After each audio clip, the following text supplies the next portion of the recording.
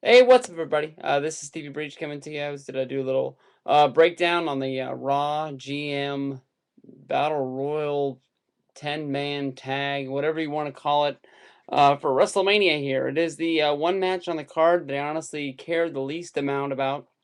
And it's the only thing to me making Orton versus Kane look a little bit attractable, but honestly, when you break it down to it, Team Teddy versus Team Johnny is a lot more about getting guys on the card than anything else. And a lot of these guys have on the top end of their career or on the bottom end of their career. Some of these guys had good years, and some of these guys deserve more, and some of these guys are just damn well lucky, to be on the card at all. But I just wanted to break it down. Basically, if you want to see my prediction video, I'm going to film my prediction video after this. I'm probably going to upload it tomorrow. But if you want to know, I think it's pretty obvious that Team Johnny's going to win. I mean, John Laurinaitis is a guy that has came on to Raw around the time of Money in the Bank, and a guy with no voice. Basically, Vince did what Vince does, and Vince got this guy over. Nobody wanted to see this guy when he first got there, and through his small little comedy lines when he first took over as the interim general manager of Raw, basically, he got over. I don't know how it happened, but it did. His voice is about as annoying as possible. But you love to hate this guy throughout the whole CM Punk thing. The guy got over, and they're not going to take this off the train. I think everybody could tell when they put Teddy Long in the ring for his match a little while back on SmackDown. The guy's old. The guy is freaking old, and it's the reason why JR is not on TV, even though he's the best announcer WWE has, best announcer wrestling has. And it's time for Teddy to move along. I think Teddy's a great talent. I think a lot of people portray him as one of the worst GMs of wrestling history. I'm not sure about that, but I think this guy had a great career as a manager. I loved him as a referee. He's done it all. GM, and I'm sure that they'll find a spot for him in the Hall of Fame sooner than later. But he might even get his job back, is what Alvarez was saying the other day. But basically, I think that's just the way it's going to go down. Santino Marella is the guy that just keeps on getting over and over. I've been tired of this guy for well over a year. But they put him in the Elimination Chamber just like Rocky. The guy got over. He deserves to be on Mania more than anybody, I think. R-Truth's the guy that I was ready to fire last year at WrestleMania time. I thought that he had done everything he could do. They turned him into a heel. I think that he got over, even though the capital punishment, event failed, and he worked his way all the way to he worked with Rock and Cena, with the Miz. So I mean, his career is at a highlight. He came back from his marijuana, fake marijuana, suspension as a face, and I think he's going to start to wear on people's nerves and get boring again. That's just mine. So I think this might be one of the last manias for R-Truth. Kofi Kingston is a guy that delivers a lot. I've started to like Kofi a little bit. I've never really understood the Kofi Kingston character. A lot of people say he's like Gumby, or he's like a rubber band he can shoot off, and he's never going to look the same twice. Um, like I said, I've started to like Kofi a little bit more than anything else. But I'm still not at the point that I want to call him good or great or anything like that. But the little bit amount I see of him is good. Zack Ryder. Zack Ryder's a guy that man, last year this guy was just dying to get on the card, dying to get noticed. It was right around Mania time when his show on YouTube really took off. I remember we were watching it right when it uploaded in the car on the way to the mall, because that was the hot thing to do, was to talk to people about that and spread the word around it, because not everybody knew about it. When you told somebody, it was really cool. He's done everything this year to finally getting on television.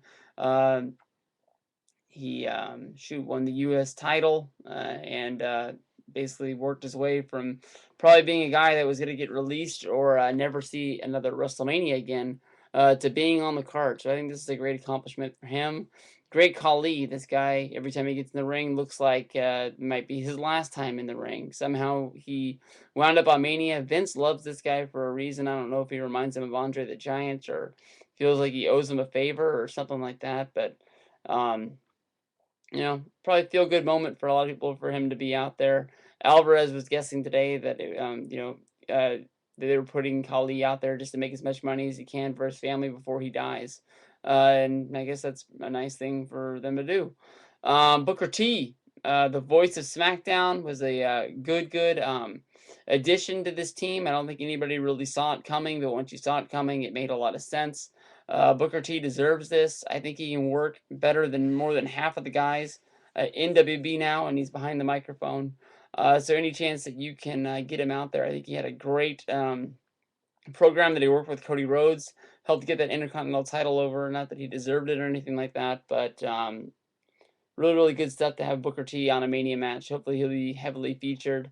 I honestly see somebody on this team turning heel. I'm not really looking for the real Prince Albert um, debut. I think it'd be really hard for you to debut somebody on Mania. I'm not really sure how that would get over, but I would understand it, and I think it would make sense, especially for him to become Johnny's henchman, like a lot of people said. But also, a lot of people said that he was going to go right into a feud with a John Cena. That way, Cena could have something to do while Punk and Jericho have a rematch at the next pay-per-view. So, not real sure how they're going to work that out, but I'm not guaranteeing it, but it would make sense, I guess, if he did it. But some people even say that Ryder might even turn heel. I don't really see that happening because I don't think they want to give up them T-shirt sales or them alarm clock sales or them gnome sales. But you never know because when Ryder first started getting over, he was a heel, and people loved him anyway. So I'm not sure. Over on Team Johnny, you got David Otunga. This guy's the captain for some reason, but I think his character is going to get over just like Big Nets have done for everybody in the past. The lawyer of the team. Hopefully, we'll see as little wrestling from him as possible. But I've always thought, even from the NXT days, because of his marriage, he is the guy that WWE wants to push and feature as much as they can. So him being, the captain of a Mania team is good. Maybe next year he will move up the card and we can finally get Jennifer Hudson at WrestleMania. Mark Henry, the guy that had a great year. This guy needed to find his way on the Mania, and this is the way to do it. First time championship run this year. He deserves it. Ziggler, possibly the MVP of Raw, possibly the MVP of the WWE. This guy will deliver good matches in and out. I feel bad that he's in this kind of a match. 26, he was in the Money in the Bank ladder match. 27, he was in the Jersey Shore match, which was heavily featured. Got him out there. His name got pushed around because of Snooki being there. And then this year he finds his way into this. This guy deserves more. I will go out right now on a limb and guarantee he will be in a championship match next year. Whether if it's for Raw or SmackDown, he will fight for one of the world titles. This guy's too good of a talent to be held down in a match like this, but somebody needs to bring some sort of significance to it. And I think Ziggler is the guy that's going to look the best at anybody. My boy, Jack Swagger, had a U.S. title run this year. That was about it. He's lucky to be in this spot on Mania, but it is a good spot for him. Hopefully he can find his way to winning a tag title with Ziggler and hold Ziggler down a little bit longer. The Miz, you can tell that through the angles, The Miz, this is not the spot that they wanted for him. Rey Mysterio's injury or anybody else's injury that is on Raw right now basically helped him get this spot. Hopefully this keeps him out of the main event. That's all I got to say about him. Keep him away from Rock, keep him away from Cena. At least he's got something. But they killed his storyline for some stupid reason. Drew McIntyre. This is a guy that I don't like. I'm not a fan of Drew McIntyre at all, but he deserves better. He is a better talent. He's well underused.